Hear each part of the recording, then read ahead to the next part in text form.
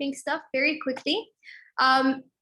If you want to ask any questions, feel free to type in the chat window or raise your hand, unmute yourself and speak. You can also have your video on, that's totally chill. But make sure that you keep your audio on mute,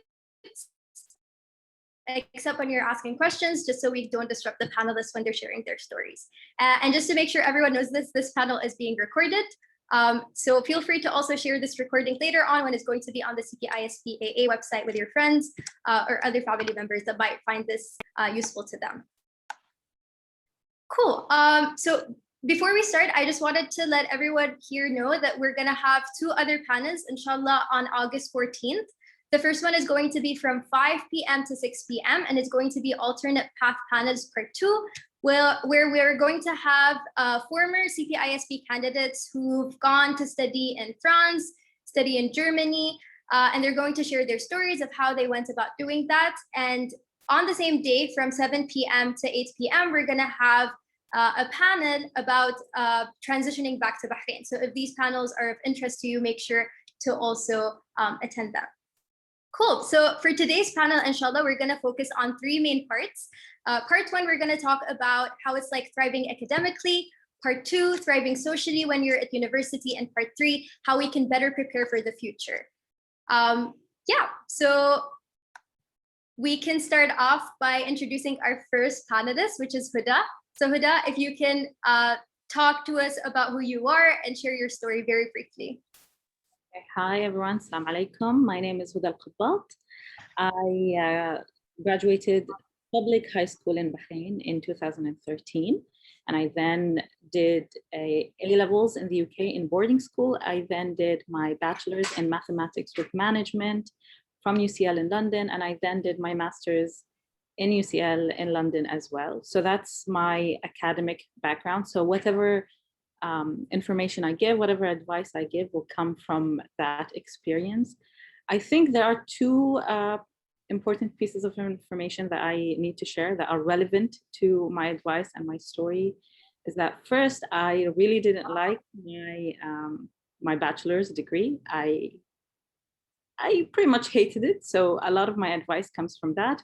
And the second part is that for the longest time, it seemed like my life was going at a slower pace than my peers, the scholars, the alumni, and that kind of, I mean, we're going to talk more about it later. That gave me some imposter syndrome, but I'm at peace with it now. It's fine to live a slower life. It's all good. And we'll talk more about it later, inshallah. That's me. Awesome. Thank you so much, Huda. So next we have Bassam. So Bassam, if you could also introduce yourself to our guests. Thanks, Marwa. My name is Bassam Alawi. I went to St. Christopher's in Bahrain, graduated in 2015. So I'm group 16 in the program. I went to Princeton University in the US, thinking I was going to study engineering, but I switched out after my first year to major in economics. After I graduated from Princeton, I moved from the East Coast to the West Coast. So I'm now in Southern California. I work at Pacific Investment Management Company, PIMCO, on some of their large fixed income mutual funds. And I've been here for coming up on 2 years now. So I've had experience living, pretty much East Coast, West Coast, and I've been in the US for, nearly 6 years now as well. Awesome. And Bassam, what time is it right now in your time zone? Right now it is 7:09 a.m. So got up early. Just so you all know that Bassam is like waking up early just for this panel. Awesome. Okay, so last but not least, we have Noura. So Noura, if you could also introduce yourself. Hi, I'm Noura Al-Hashimi. I'm from Bahrain Bayan School. I graduated in 2017, so I'm part of Group 18. And growing up, I didn't really know what I wanted to study. I had a lot of different interests, and so I went for architecture at the University of Liverpool because it sort of incorporated more of my artistic side and my creative side, but also the more systematic problem-solving things that I also liked for my brain. And I graduated last year at the beginning of COVID. And then I started working at Gulf House Engineering, where I was an architectural intern for a year. And now, inshallah, in September, I will be starting my master's at the Polytechnic University of Milan in architecture as well as urban design. And yeah. Awesome. Thank you so much, Noura. And I guess similar to Noura's background, I guess you're doing architecture, grad school architecture in September. I'm starting grad school in mechanical engineering. So I guess it would also make sense for me to introduce myself. I went to Khawla Secondary Girls School and then did 2 years of boarding school in the US at Phillips Academy Andover, then did my undergrad in mechanical engineering, and inshallah will be starting also graduate school in mechanical engineering at MIT. Yeah. So I guess before we start, I do have a question that I want to kind of like open it up to the panelists today. Because, you know, I've had the college experience and a lot of you also, you know, have very interesting stories when it comes to your college experiences as well. But, you know, looking back at your time now, how would you actually describe your time at university? Kind of like, what did you enjoy? What would you recommend? And what would you have done differently? And maybe you can start off with Huda first, and yeah, and then whoever wants to go next. Okay, so as I said, I didn't like my bachelor's degree. So going back, I'll definitely change it. And the reason I didn't like it wasn't necessarily the content itself. I mean, a lot of people here have already heard the story. I'm sorry, I'm repeating it for the millionth time, but what I didn't like about my degree was everything else. So I found out that I enjoy collaborative discussion-based learning more than individual or like independent learning. And that really hit hard when I attended university. So if I ever get the chance to travel back in time, that would be a decision that I change. I wouldn't do a pure science. I would do something more lighthearted, more fun, more collaborative.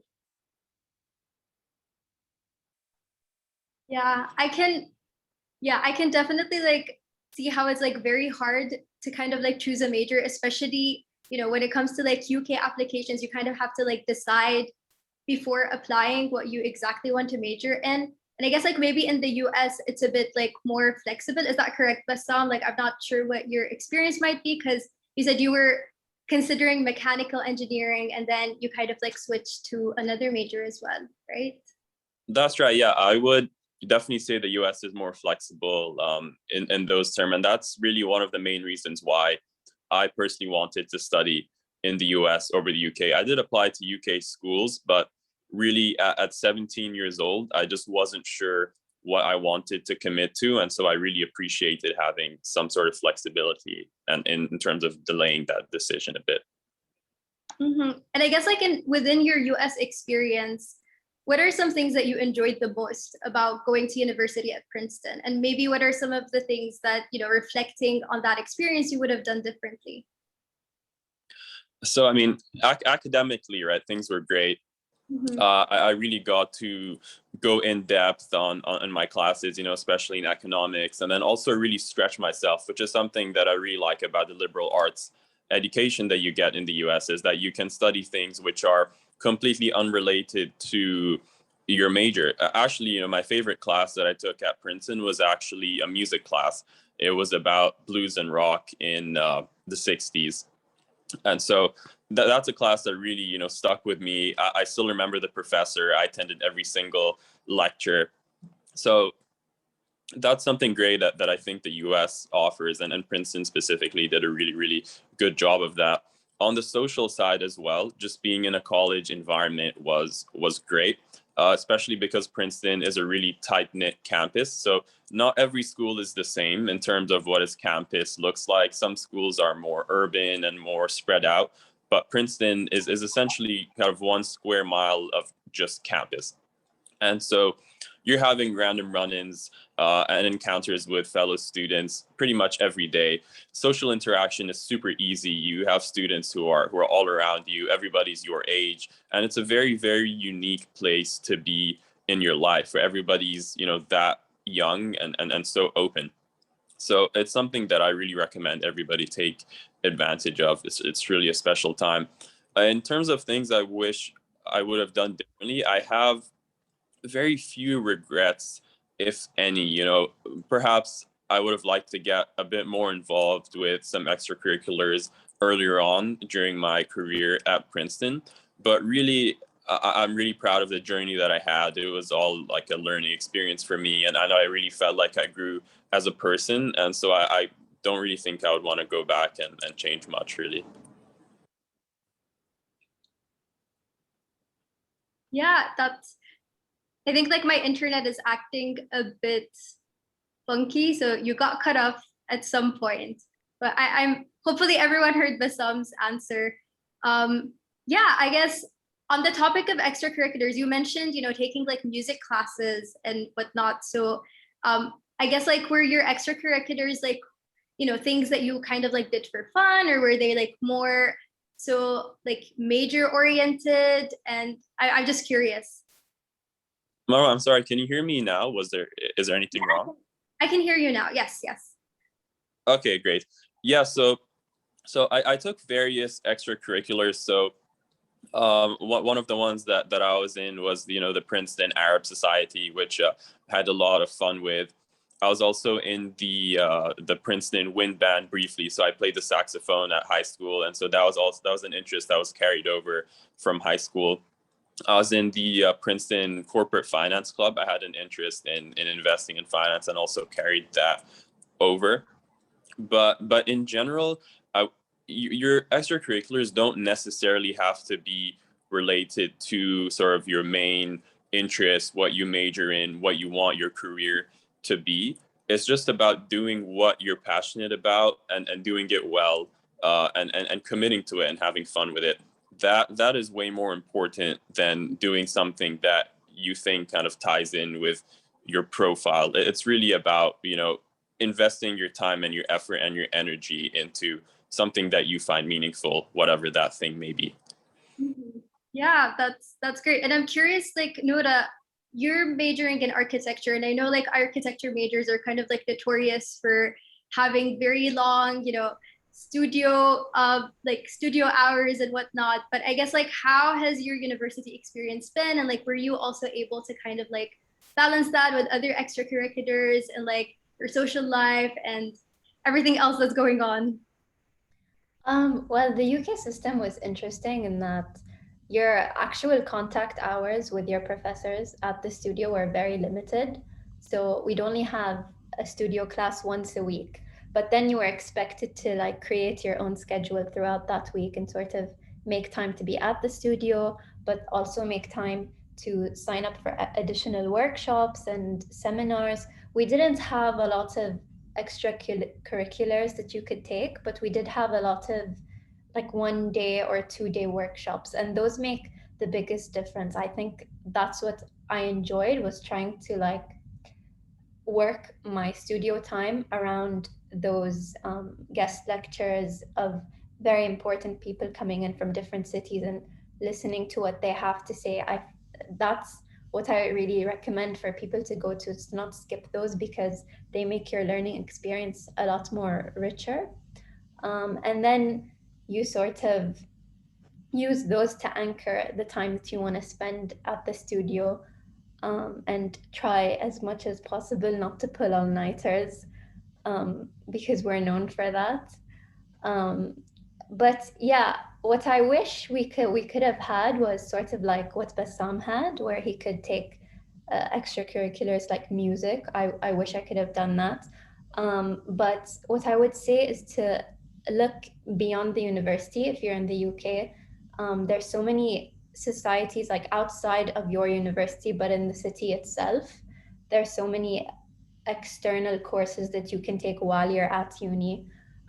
So don't be limited just by what your campus has to offer, but look at the whole area that you're in. Mm-hmm. Yeah, that's really great advice. I guess I want us all to kind of like step back a bit, because like I guess like Huda and I both, graduated from public schools from Bahrain, and then we did 2 years of boarding school, and then we attended university. And for Bassam and Noura, you guys graduated high school from Bahrain and then directly went to university in the US. So I'm going to ask this question first to Huda, but Huda, did you feel that the 2 years of boarding school after graduating from high school in Bahrain, did actually prepare you for your first year at university, or was there kind of still that element of academic / culture shock that you kind of like experienced through that transition?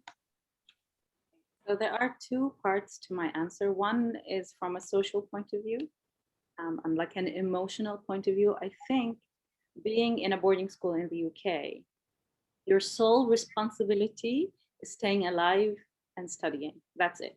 Your laundry is done for you, your food is cooked for you, your room is sometimes cleaned for you, all that jazz is taken care of. You have adult supervision 24/7. So in that regard, it gives you time to deal with being abroad, to get over your homesickness or anything related to that without having the additional stress of like being an adult, taking care of yourself, of feeding yourself and all of that. So from that point of view, I think it was really helpful that I went to boarding school, because it gave me time to get to know the place I am, the culture, improve my language as well. And like in an environment that is that allows me to do that. And from an academic point of view, it was definitely helpful, not necessarily because I was learning new things, but because I was learning essentially the same content but in English. So it helped me improve my professional and my like specific math specific language.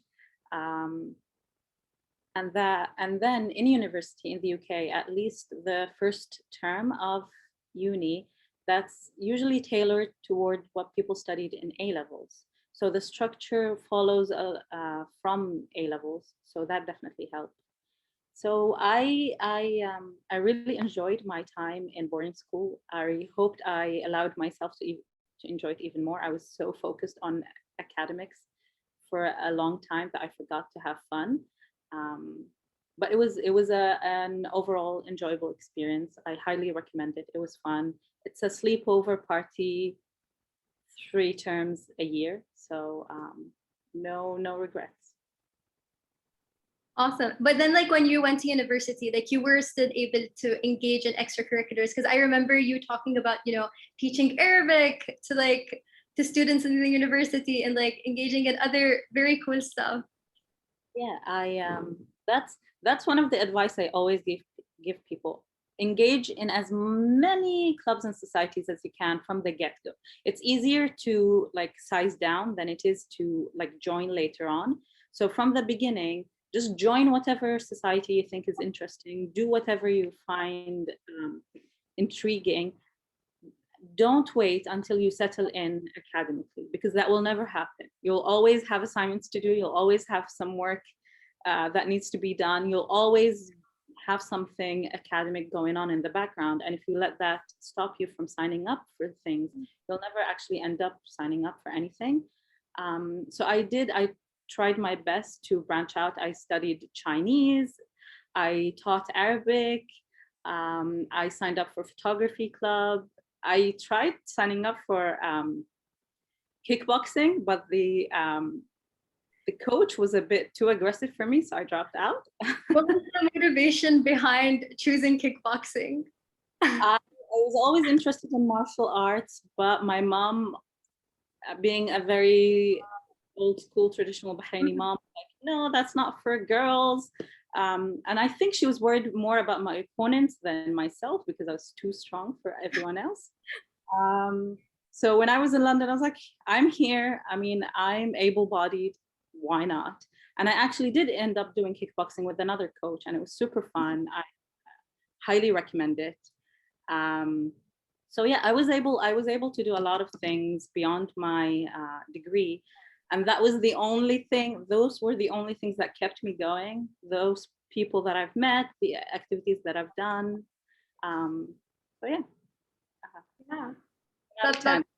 Yeah, that's really great. And I guess like on the topic of kickboxing, I also tried out karate I tried out taekwondo when I was at university, but it was more so I had a PE requirement and it was a fun class to take. So yeah. Cool. So I guess Bassam and Noura, you two have the UK experience and the US experience. So maybe we can start out with Bassam first, and you can share the US experience of transitioning from a Bahraini private school, to Princeton. I mean, look, I thought I was ready after I graduated high school academically. The truth is, I wasn't ready. Different for everybody. I mean, you hear things on all sides of the spectrum. Some people go to college and they say, this is easy, this is fine. Some people go and they really, really struggle. You don't really know what's going to happen, but I would just say prepare for the worst. So when I got there, the content was difficult for sure, especially the engineering classes I was taking. Your calculus and your computer science and those kinds of things. So while the content was hard, I would say the hardest thing was managing my time, and making sure that I was giving all of my classes the attention they needed and, quite frankly, that they deserved. I thought that I could get away with not giving 100% in these classes, just because in high school I was able to do that. Fortunately, I was able to study a decent amount, but not really, really push myself and do fine. And so I found that in college that wasn't the case, and it took me a semester or two to really get in the groove and kind of know what was required from my classes and get used to the standard that I needed to perform at. And so my first year was really me trying to figure that out. From my sophomore year onwards, though, I was very comfortable and I understood what was required of me. And so I had basically fully transitioned academically. What I'm trying to say, by talking about all that, though, is that oftentimes it's not about the content strictly being hard. It's just about how well you organize your time and whether you give things, attention and focus. Yeah. In terms of my cultural transition, again, I didn't find it too difficult in terms of, transitioning and making friends. But what I found super hard was the shock of, being at home, living with my parents and having them check on me every day and being around sort of an authority figure, to being abroad where I was my own boss. I could do whatever I wanted, wake up whenever I wanted, study whenever I wanted, and see my friends whenever I wanted. So that was also hard to figure out as well, because when I first got to the US, I was kind of like, wow, I can do anything now. And you kind of have to learn how to manage yourself and be your own boss. So there was that element as well. Yeah, and I think what you mentioned about time management is also very powerful, because a lot of college students procrastinate. Was that something that you also experienced, and how did you kind of go about it? If you want to share your experience with that. Frankly, that's something that's never changed. I procrastinated my whole way through college. I mean, thankfully, I made it to where I am today. I'm just personally comfortable with doing that. I think that I've proven to myself over time that this is just how I operate. I'm able to deliver high quality work. I feel like personally, I just need that sense of urgency that a deadline provides. And that's not true for everyone strictly. Some people are much, better at managing their time. They're able to do things in kind of very even chunks, whereas I just sort of get inspired, as deadlines get near. So that's just my personal style. Yeah. And I guess, Noura, you also have your own story about transitioning from Bayan to University of Liverpool in the UK. Yeah, I think anyone who went to Bayan knows that the teachers are very close to you and they care a lot about your studies. So you're constantly coddled, and I mean, you do the work on your own, obviously, but you're really supported along the way. And the biggest culture shock academically was realizing that the UK system was almost entirely self-learning based. they don't really teach you as much as they assess you there, and you have to do it, but like the bulk of the research by yourself. And that was very difficult in the beginning because you don't know what you don't know. So you don't know how much you're supposed to do on your own, especially coming from IB, like doing IB or A levels and then skipping that first foundation year.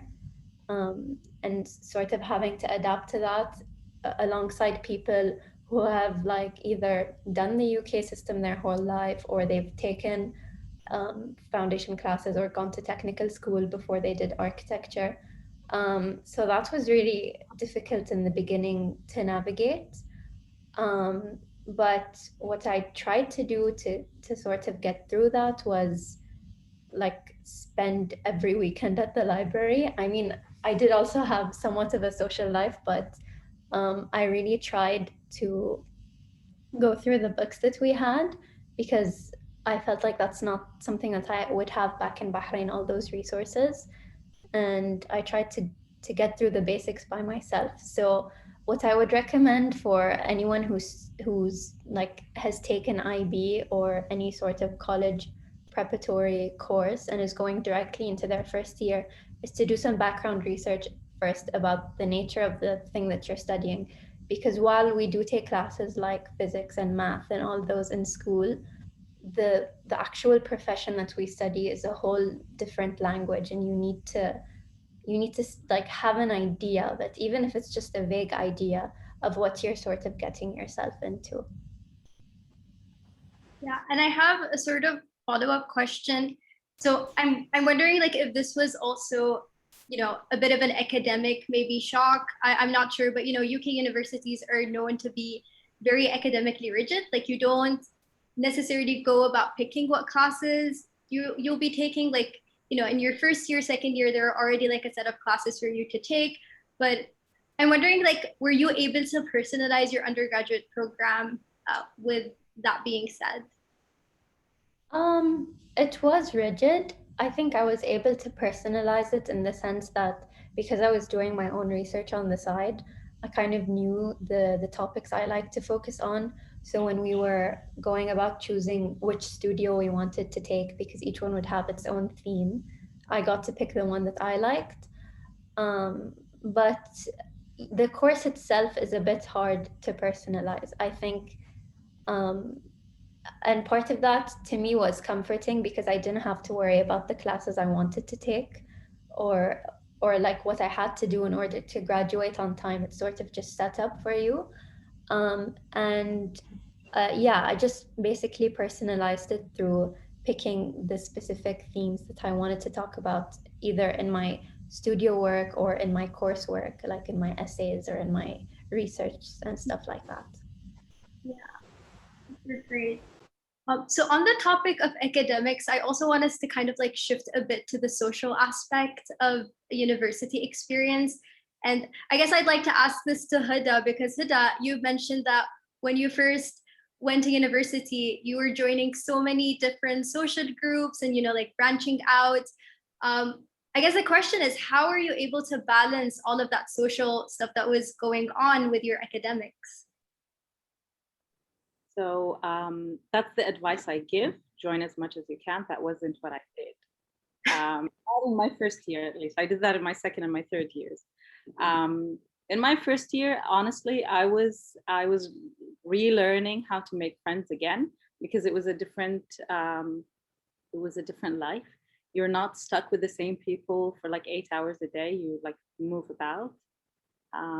But when in my second and my third year, when I was doing all the extra stuff, I just did all of them. Like I didn't even think about balancing things out. I just gone out and did anything I wanted to do, and it worked out eventually. I think I'm more like Bassam when it comes to procrastinating, and like it's a future Huda problem. Future Huda will deal with it. So future Huda dealt with it.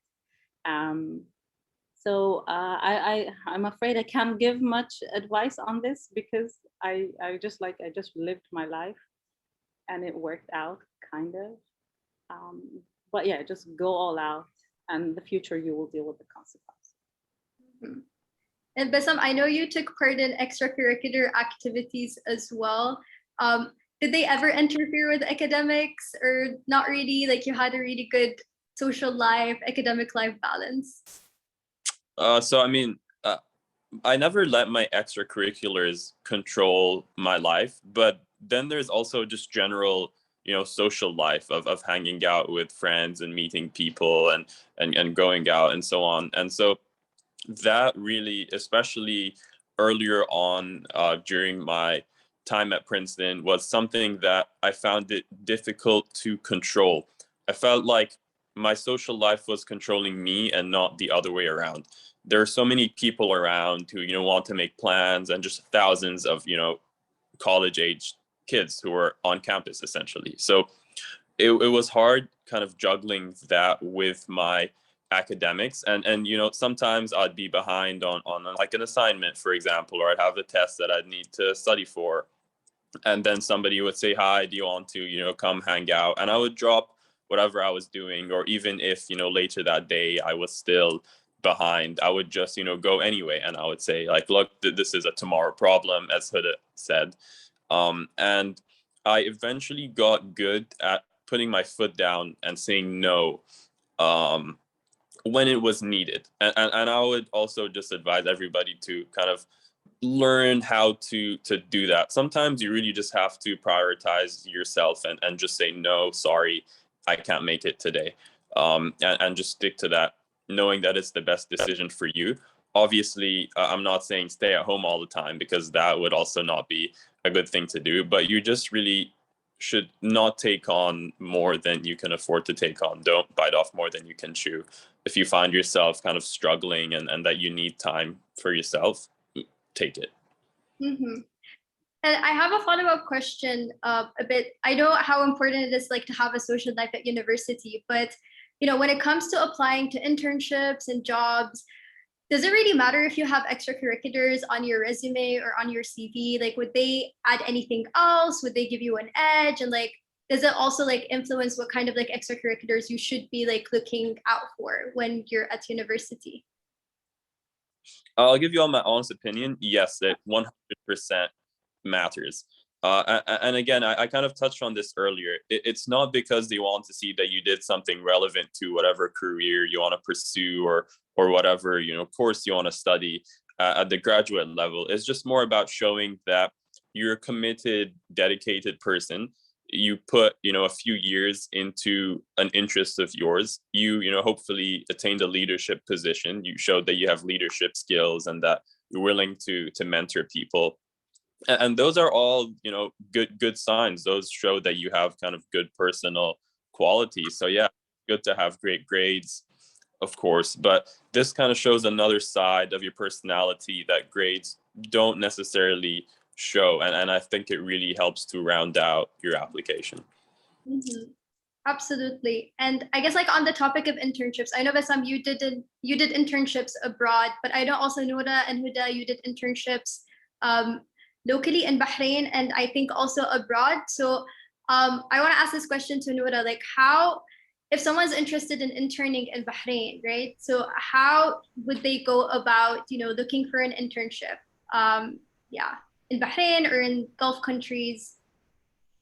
I think the first thing I would say is to look up events that have to do with the field that you're studying, and to go to those events and try to network with as many people as you can.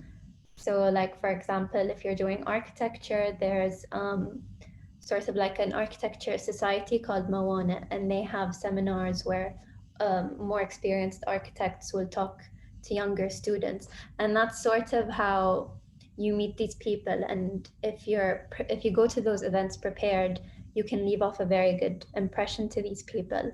And later, when you're Googling all the possibilities and the companies in Bahrain that you can apply to, when you start emailing them, they remember you. So that's what makes networking a bit different. And I feel like generally networking in Bahrain works really well because it's such a small country. Not to be mistaken with like wasta or anything, but just like knowing the right people in the industry. And I think just applying to as many jobs as you can and always having a CV prepared And yeah, I don't know.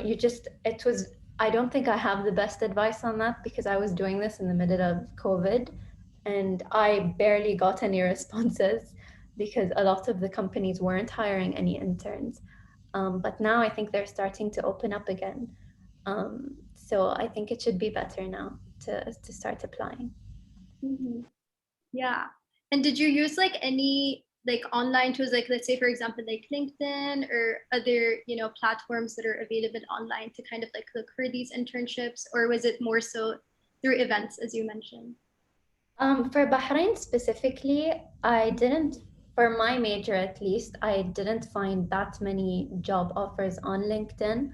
I more so had to Google the different architecture firms listed in Bahrain on the government's website.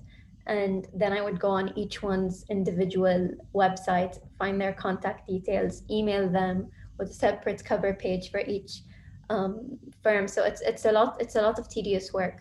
But if you're looking more at like GCC, like if you want to go to Dubai or Kuwait, then I think LinkedIn is a very good resource because those countries update the job offers on those websites a lot more than in Bahrain. So yeah, I definitely recommend those. Yeah, great. Thank you so much, Noura. And Huda, you also did an internship in Bahrain, I think like very early on. Was it like during the summer of your first year in university or second year?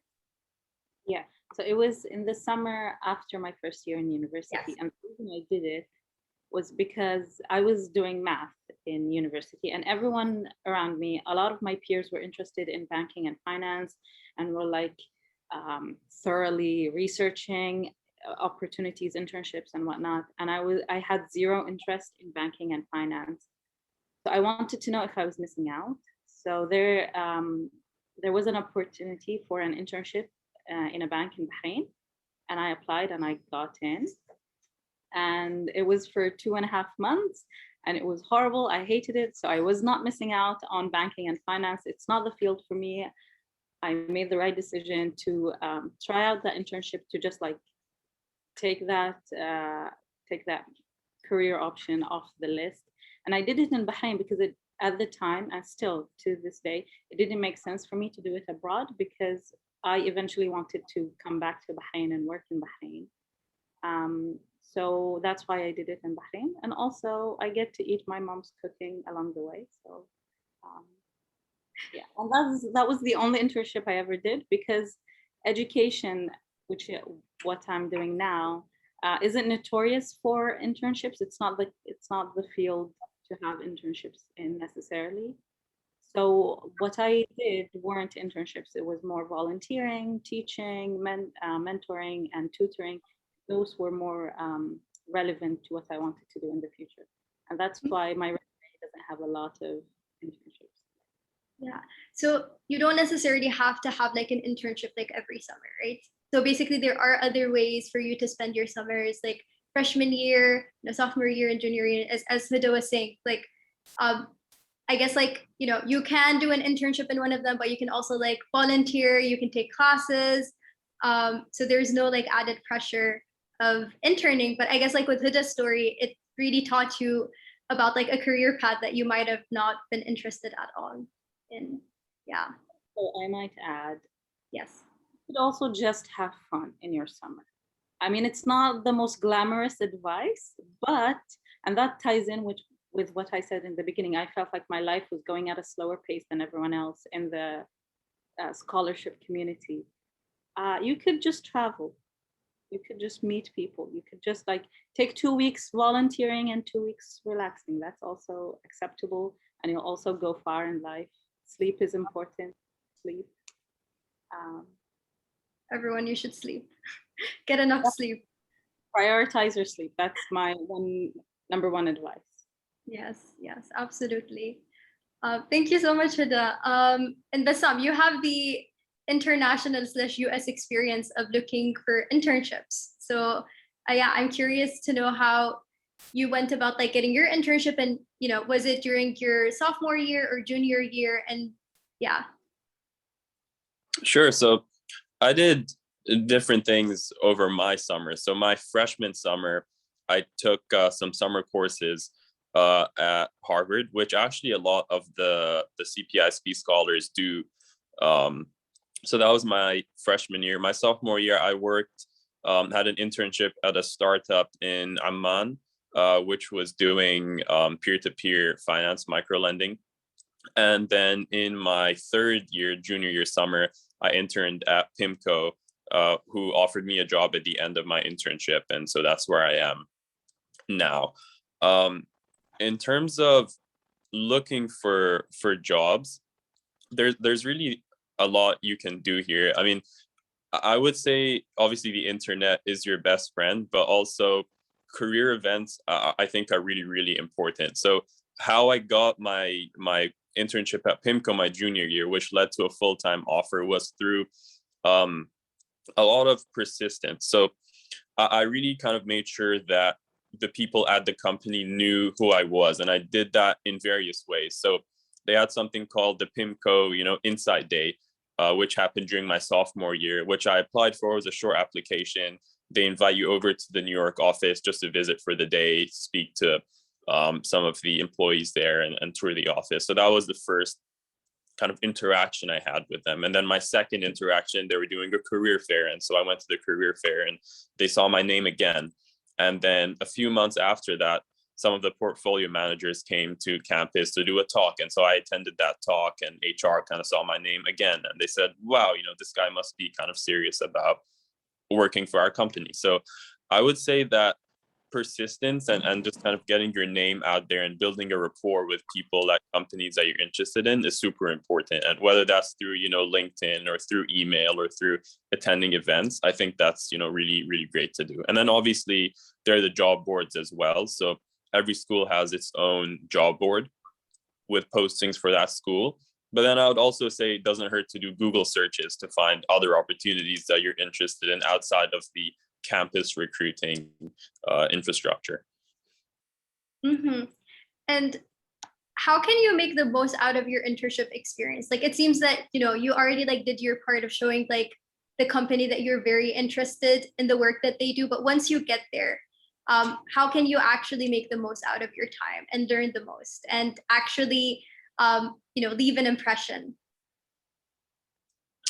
Yeah, so in terms of work, obviously you just need to do the best work that you possibly can, ask the right questions, and just be enthusiastic. And so that's your way of kind of offering the company your best work during the internship. But then there's also the element of what can they offer you. And so what I think is really important to do during an internship is to talk to as many people as you possibly can at the company to really try and get a sense for who they are, what they're about, the kind of work that they, really do. Sometimes from the outside, applying to a company, it's kind of hard to get a sense of, what the culture is like and how they, go about operating and how they work. And once you're there, you kind of have this free kind of unfettered access to lots of people at the company. But one thing about interns, which maybe some people don't know, is that generally, at least, in the US, interns get a lot of attention. So if you're an intern and you want to talk to somebody senior and you send them an email and you say, hi, I just wanted to talk to you for 30 minutes, lots of these people will, very, very happily put time on their calendar just to talk to you. So you really have access to so many people with so much experience at this company. Why not go and try and take advantage of that? So that's what I would stress. It's not only about doing work and doing work well, it's also about talking to as many people as you can to really learn as much as possible and answer any questions that you have. Thank you so much, Bassam. Also, I want to remind you all that you can ask questions in the chat. So feel free to ask questions or raise your hand and unmute yourselves if you'd like that as well.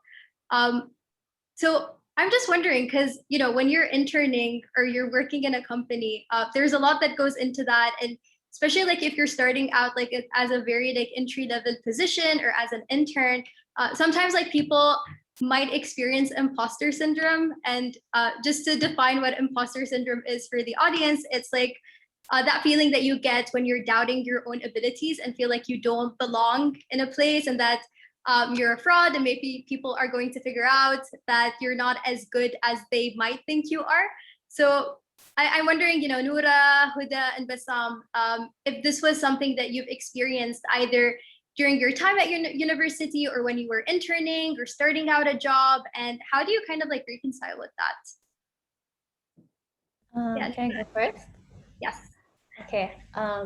Because I want to say that like I experienced imposter syndrome both in uni and at work, and like at uni to the point where I once joined a workshop and then I did not know what was going on, and I got so freaked out I pretended to have a doctor's appointment and then I just did not go back. So my advice is don't do that. Don't run away if you don't know what's going on. Even in internships, like what Bassam was saying, you have to just talk to these people. They know that you're an intern. They know that they have so much more experience than you. They're not expecting you to come out perfect out of university. Most of what you learn is actually at work more than in university. Like university is just like, it's just like a taste of what your life is going to be like at work. So ask any question that comes to your mind, and if your mentors are good mentors, then they will gladly listen and answer all the questions that you have.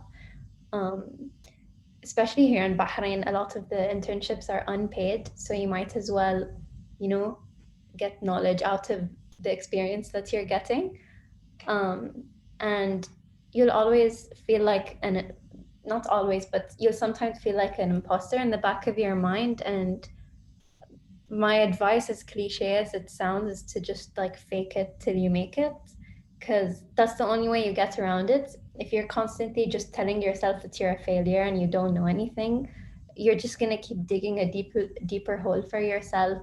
So just to try to like be nicer to yourself and to be like, okay, I didn't do this right, I'll get it right next time. And yeah, just be nice to yourself, because it's a tough world. Especially if you're in like a corporate environment, you have to look out for yourself. Absolutely. Yeah. And I feel like it's also like, sometimes like people who tend to be like perfectionists, imposter syndrome might be like more severe for them, because if they make like one mistake, they hold themselves like accountable to like a very higher degree or level. Yeah. Yeah, but like, and we don't realize that like we're very young and that this is the time to be making like all of these mistakes. When you're an intern at a company, you're comparing yourself to people who have been there for like 10 years. Mm-hmm. So it's you're not gonna get almost anything right the first time you do it when you start working, and that's okay. Yeah, that's super great advice. Thank you so much, Noura.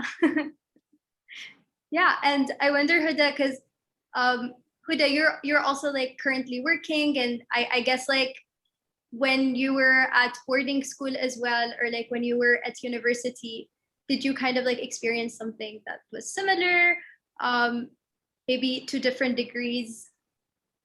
Yeah, so I experienced imposter syndrome in two ways. The first was me comparing myself to everyone else in the program, all the scholars, all the alumni. Everyone, mashallah, has done amazing. They've gone all around the world, and overall impressive CVs.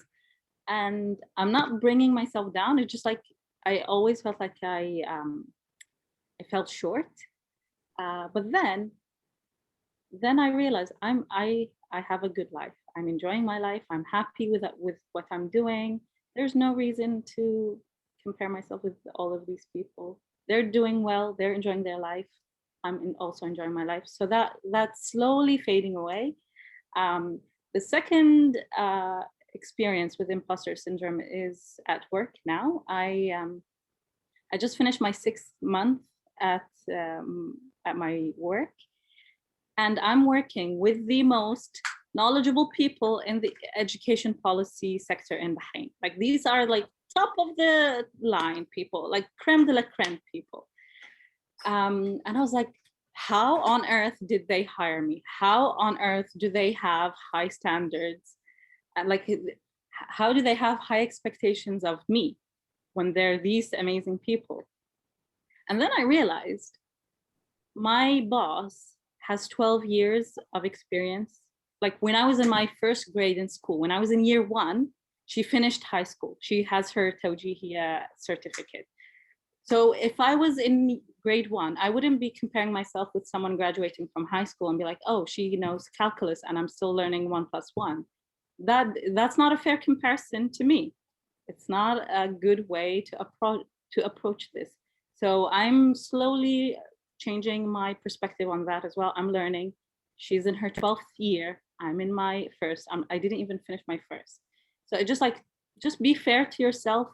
Don't compare your step 1 with someone's step 50, and don't compare your 50th step with someone else's 50th step as well. You're on 2 different journeys. Even if you think you want the same destination, I don't think that's accurate for most people. And also, a piece of advice that I learned recently is that don't be the one to tell yourself no. Let other people do that for you.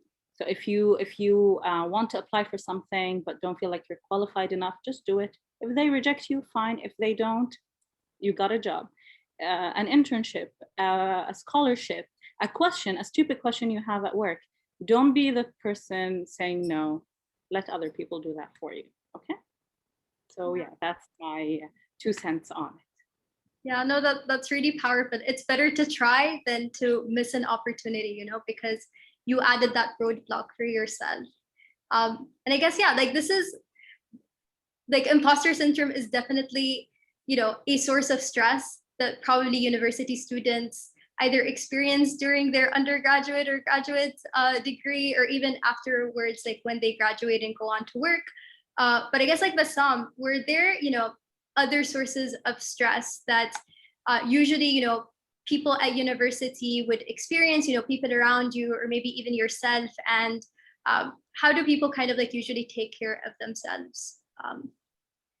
That's a great question. So early on, obviously I was just settling in, and my biggest, not really worry, but my biggest priority was just to make sure that I'm settling in okay. But then once that was over, really the biggest kind of and recurring source of stress for me at college was, am I doing enough? And that takes so many forms. Are my classes hard enough?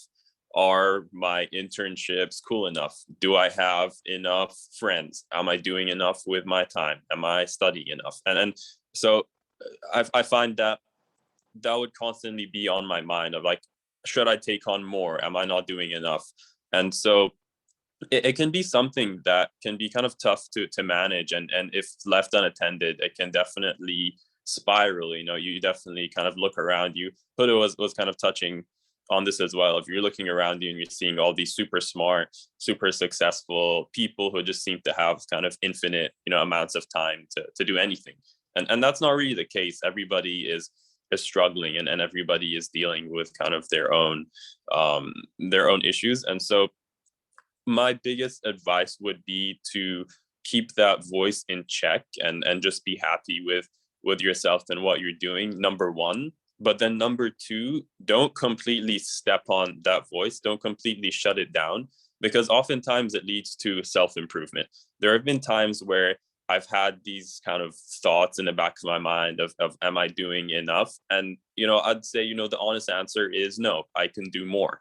And that really helped me take on more and push myself and achieve more. And I'm really happy and grateful actually that I did that. So it's a fine line, striking the balance between being self-critical and also having self-compassion. And I think both are definitely important. And I think that you kind of naturally strike the balance just with experience. Yeah, that's a very beautiful response. Thank you for sharing. And I guess like on the topic of, doing more, I know like one of the biggest motivations for people to go to graduate school is them wanting to learn more, or like, I guess gain more knowledge in a very specific field. So my question is, I know, Bassam, you didn't choose to go to graduate school. You basically decided to go to industry right after graduation, but that's kind of different for both Huda and Noura. Noura is going to start graduate school this fall, and Huda, already graduated from her master's a couple of years ago. So yeah, what was the motivation behind your decisions, and how did you know that in your case, Bassam, that you wanted to go to industry, and in your cases, Huda and Noura, that you wanted to, pursue more education after your undergrad? Okay, so for me, I was always interested in education. I wanted to be a teacher, or I wanted to teach teachers how to teach. That was going to be my motto on my business card. So still working on that. But also, as I mentioned earlier, I didn't enjoy my undergrad. And I didn't want that to be the last thing I do in education. I didn't want my last hurrah with education to be something I didn't fully enjoy. And I also didn't perform super well. So in pursuit of being proud of myself again, I wanted to do a master's to just regain my love for learning and for education in general. And to work towards my dream path, which I'm in right now, thankfully, alhamdulillah. So yeah, that was my reason to go into master's. Awesome. And I guess in Noura's case, Noura, you're also planning on doing graduate school in Italy, which is a very, a very different route for a lot of people, because usually people think of US, UK, or Canada, but not necessarily other European countries. Yeah, I kind of applied literally everywhere, because it was during Corona. I was in that phase of oh, you can do anything can happen, you don't know what's gonna happen. So I just applied everywhere. I was I'll just go with my dream colleges, and I picked them out. And so when I got the response from Italy back, I was really excited, because Milan is it's the central district of design in Italy, and of manufacturing, even for fashion.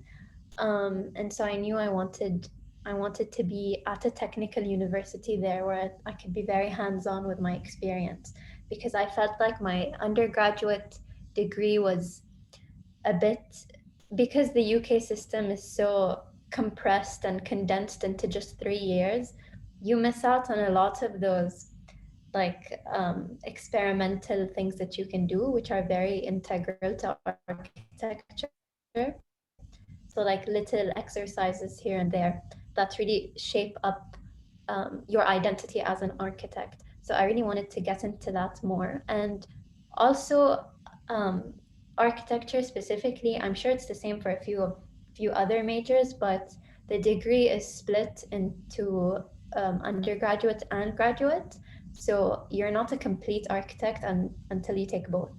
So for me, I finished my undergraduate, but then I really wanted to work for a year, because I didn't want to just finish with architecture later. I wanted to figure out what I liked.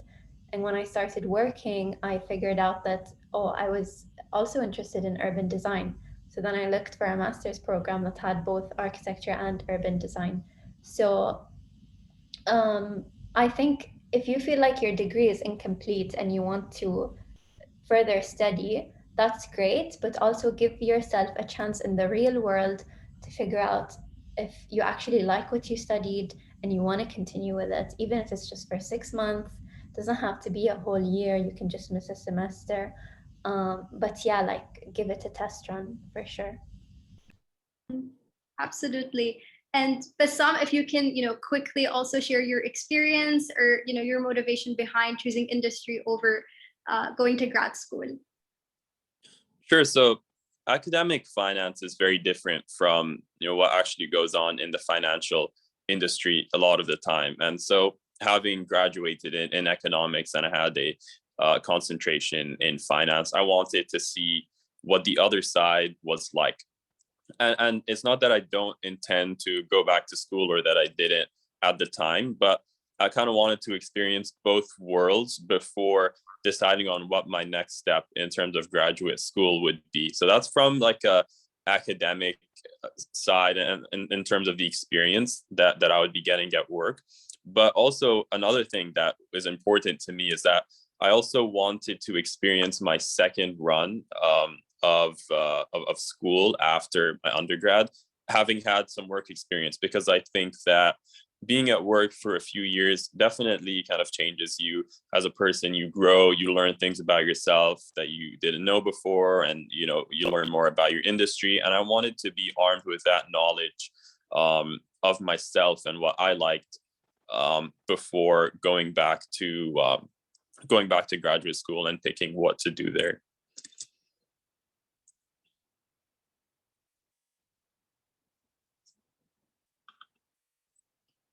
I think my internet is unstable. So I think everyone should have heard the last bit of your response, maybe except for me. Yeah, but yeah, definitely, experiencing industry and also like before making the decision of going to graduate school is very important. And doing that also like through internships or taking, a gap year maybe after graduating to kind of get a formative experience of how it's like being in an industry environment. I think that's very important. Yeah. Cool. So it is time, but before we wrap up, I just wanted to ask the audience if anyone wanted to ask like any questions, if they wanted to unmute themselves maybe and ask a question or ask a question in the chat. But if not, we can also hand it over to our panelists if they'd like to have like closing statements before we wrap up. Let's just wait a bit. Does anyone want to ask any questions?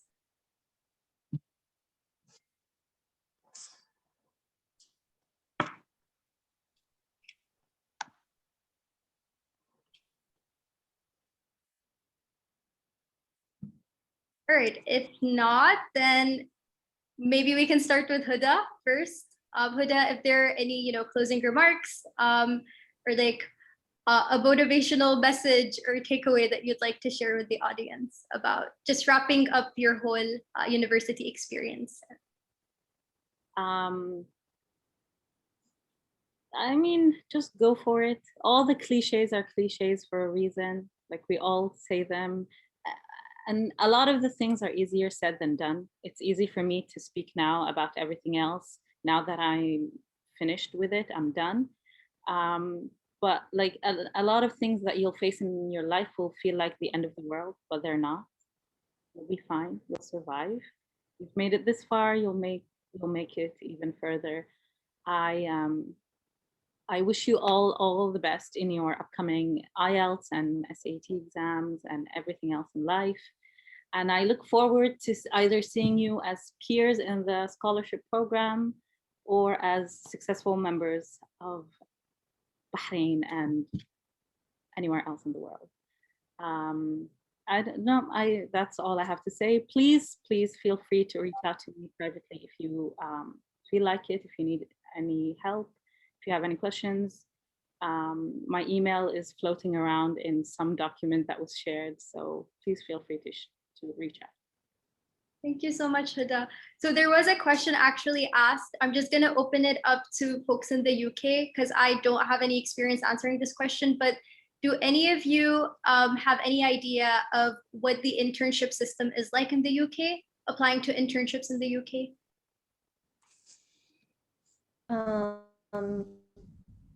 I think it's different for every major, but I found a lot on LinkedIn. So it depends on what kind of internship you'd want to do. The thing about the UK is I think most of the companies just do paid internships. So they prefer fresh graduates versus people who want to do something in the summer. If you want to do something like that, it's usually shadowing. That's like all you're allowed to do because they don't want to pay you, but they also don't want a lawsuit. At least that's the case with architecture. So it really depends on your major. You'll have to check. I don't know how helpful that was. No, that was super good. Thank you so much, Noura. Awesome. And Bassam, if you want to share your 2 cents. Sure. So there really is a certain truth in the cliches. That's what I learned. In terms of my main 2 pieces of advice, I'd say number 1, be open. You're going to be exposed to so many new things, and really take advantage. Don't let fear hold you back. Oftentimes you might find that you have to get out of your comfort zone to achieve great things and to find fulfillment. So if something scares you, that's not necessarily a bad thing. So that's number 1. And then for number 2, I would say live in the moment. I know a lot of people, and I kind of fell into the trap of this as well, of just thinking about what the next step would be, the next thing I join and the next job and what's going to happen after I graduate and what's going to happen 10 years from now. And so I would say you should really just kind of be happy and aware that the situation that you're in during your undergraduate program is a really special one. You're not going to have that kind of situation again in your life. So if you ever find yourself, just anxious and worried about the future, just remember to not forget to enjoy where you are today and all the wonderful things that it has to offer, because it's not going to be there forever. It's 3 or 4 years. Absolutely. Yes. And Noura? Yeah, I agree with everything Huda and Bassam said about the cliches. They are true.